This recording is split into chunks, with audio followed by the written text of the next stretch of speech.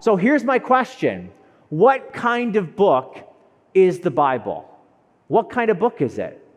I think you got two options. You can either say it's a supernatural book by God to men, and through men, by the way.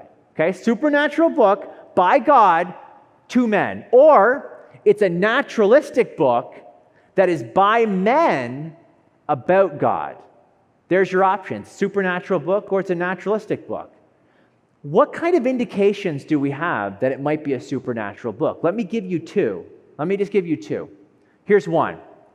The Bible has supernatural prophecy. I mean, this is exciting stuff. I wish we could spend an hour talking about prophecy in the Bible. It's incredible stuff. You see, the Bible makes predictions about the future that end up coming to pass that are accurate and precise. Throughout the Bible, you have these prophets of God who describe events before they happen. It's really incredible. I'd like just to give one example of a prophecy that was fulfilled, and it has to do with the Messiah's death. Now, Messiah just means anointed one. The word Messiah in the Old Testament, the word in the New Testament is Christ. So Jesus Christ is not his last name, okay? Many people just assume that. It's a title. It's a title. It's Jesus the Messiah. How was the Messiah going to die? That's my question. Well, a number of Old Testament passages actually detail how the Messiah would die. Psalm 22 is a really good text. You should read through the whole thing, but let me just zoom in here on a couple of verses. So Psalm 22, verse 16, check this out. For dogs encompass me, and a company of evildoers encircles me. Let's stop right there. When it says dogs, it doesn't mean like literal dogs, okay? Like your pet at home, okay? This is probably a derogatory term used to describe the Gentiles. So maybe like the Romans or something, the Gentiles, they're encircling me. A company of evildoers, they're encircling me.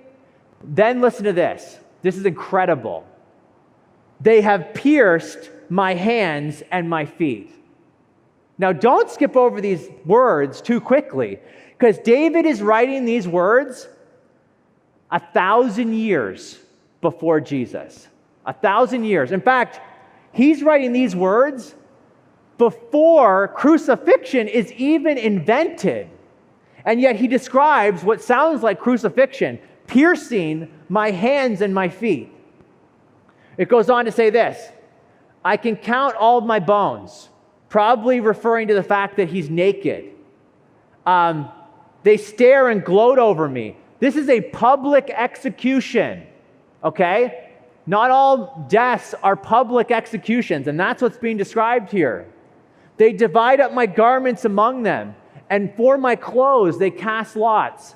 That's exactly what happened to Jesus. You read Matthew 27, that's precisely what happened.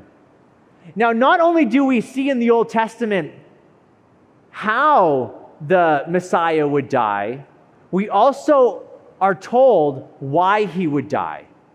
So why would the Messiah die? Well, if you go to Isaiah is written 700 BC, so 700 years before Christ.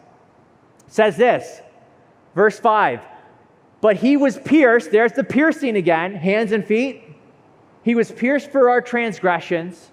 He was crushed for our iniquity. Upon him was a chastisement that brought us peace, and with his wounds we are healed. What does this text tell us? I'll tell you what it says. The Messiah is going to die as a substitute for your sins, in your place. Here's how Jesus put it. He said in the New Testament, for even the Son of Man came not to be served, but to serve and give his life a ransom for many. Now here's the question. How could this possibly be a coincidence? I mean, it's not.